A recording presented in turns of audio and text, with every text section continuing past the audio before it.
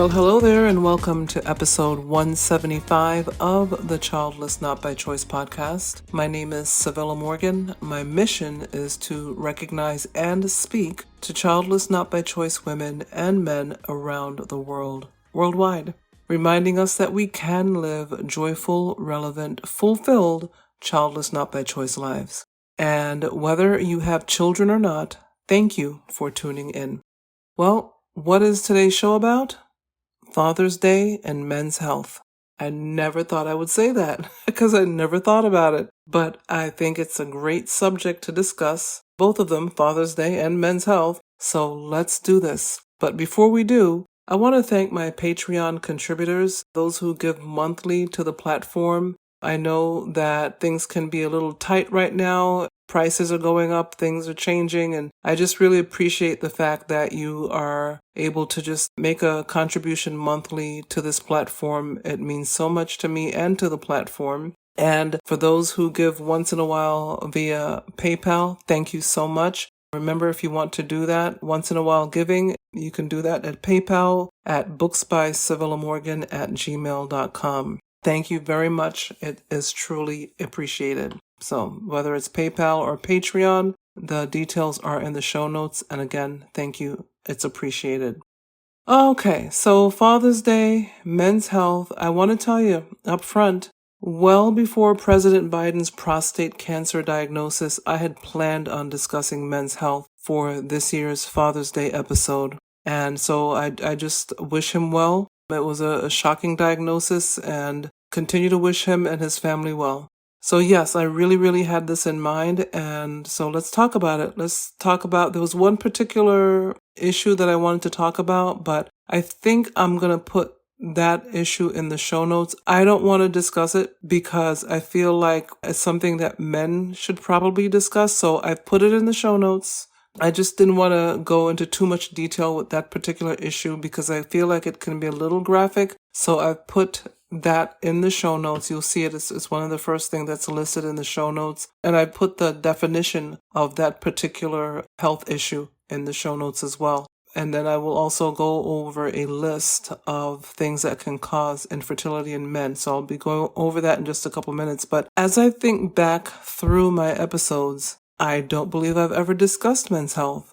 I've thought back. I haven't really scrolled through the episodes, but just scrolling back in my mind, I don't recall ever discussing men's health on an episode outside of maybe an interview with a man where we may have discussed his particular reason for being childless not by choice. I've not made a list like I did. I think it was multiple episodes where I discussed a list of things that can cause a woman to suffer through infertility, but I haven't done it for men. So I'm looking forward to this episode, and I hope you are as well.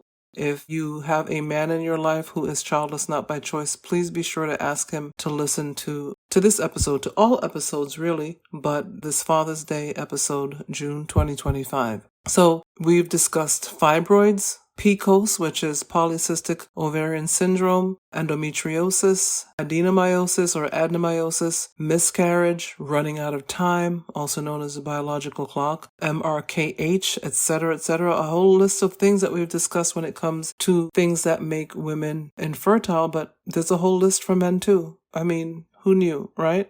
I've had the great opportunity to interview several men about their experiences as men who are childless not by choice, how they've dealt with it, how they dealt with it in the beginning, how they continue to deal with their childlessness. And I will be putting links in the show notes on interviews I've conducted over the years with these wonderful men. So be sure to just click the link in the show notes to take you right to that particular episode.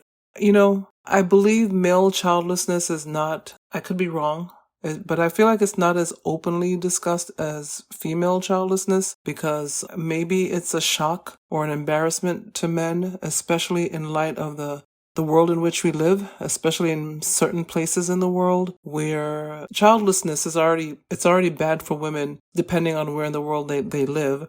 Imagine then for the man if he is childless not by choice. In a lot of places on this planet, here in the 21st century in 2025, even when it's the man, and you'll clearly see in just a few minutes, because there's a whole list of reasons a man can be childless not by choice, he or the society in which they live would still want to blame the woman. And in some cases, the man is made to leave his wife and go marry someone else. It can be really, really rough, just depending on where in the world we live. So it's serious. It's a serious matter for women as well as it is for men, I guess is my point. And I think maybe that's why it's not discussed as readily as women's infertility. There are a lot of groups. I mean, even as I look around on Facebook, on social media, there are a lot of groups. I've not actually searched for men's groups. I know of one particular group that I refer men to if they ask, but maybe it's because I'm entrenched in it from a woman's point of view.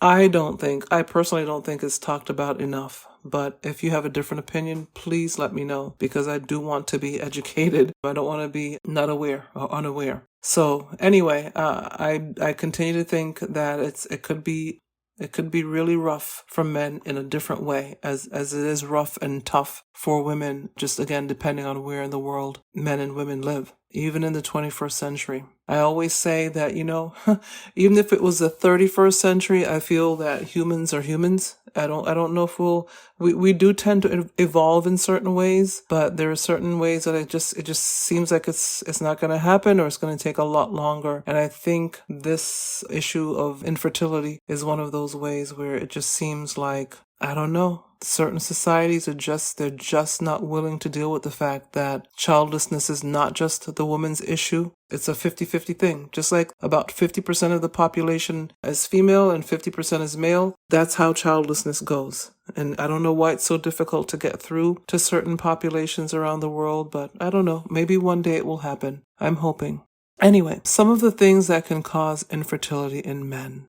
I basically Google searched that question, things that can cause infertility in men. And this is telling me it's an AI overview. So apparently I have no choice in the matter, because I have been putting off using AI. I really have. But apparently I Google searched and it came up as an AI overview. So here we go with the AI overview. It says that male infertility can be caused by a variety of factors, including problems with sperm production or quality, hormonal imbalances, genetic disorders, infections, and environmental factors. So here's the list. Sperm problems like low sperm count, absent sperm, poor sperm motility, abnormal sperm morphology.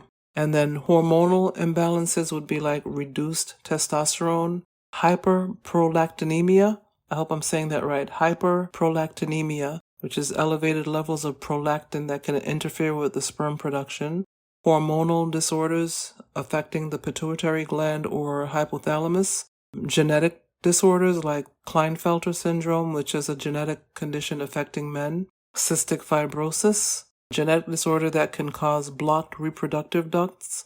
Myotonic dystrophy, a genetic disorder that can affect sperm production. Then there is infections and inflammation like, am I going to say this right? Let's see. Epididymitis. I think I got it. Epididymitis, which is an inflammation of the epididymis, the tube that carries sperm from the testicles. Orchitis, inflammation of the testicles. STIs, which I think we all know, that's a given. Sexually transmitted infections like gonorrhea or chlamydia can cause inflammation and damage to the reproductive organs. And then there's environmental and lifestyle factors like smoking, alcohol consumption, certain drug use, exposure to toxins or chemicals like pesticides can affect fertility, and obesity can affect sperm quality.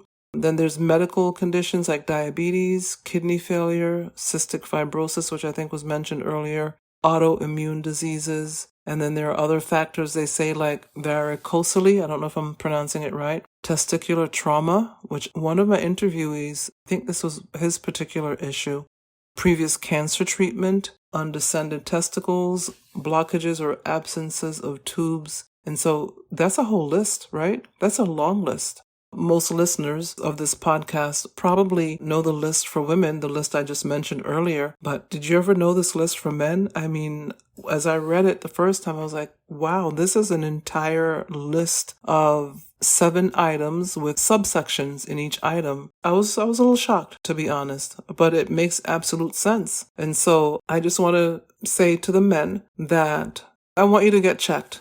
Make sure that you are getting your annual checkups. Be okay with advocating for yourself. The healthcare industry may say, no, you are too young for a particular test. I'm talking about the tests that men get for the issue that President Biden is dealing with right now. Again, I don't want to be too graphic, but if they tell you you're too young, because I think typically they want you to start at age 40, and then I understand, I'm being made to understand that they stopped testing at age 70. And so his diagnosis is well past his 70th birthday. Some people were asking, why didn't he know? It's always so important to get the whole story before we go off on a tangent. But anyway, I want you to just consider getting yourself checked, especially if this is something, any of these things run in your family. And if your doctor is saying, no, you're too young, you're not at the age yet to be checked, I say insist, advocate for yourself. And in some cases, insurance may not want to cover it because one of the parameters is that you're not of that age yet, or maybe you're even past that age. If you really want to know that you are well and want to know what's going on with you, you may have to come out of pocket and pay for that test yourself if insurance doesn't want to pay for it, but it's worth it. There's nothing more important than knowing your body.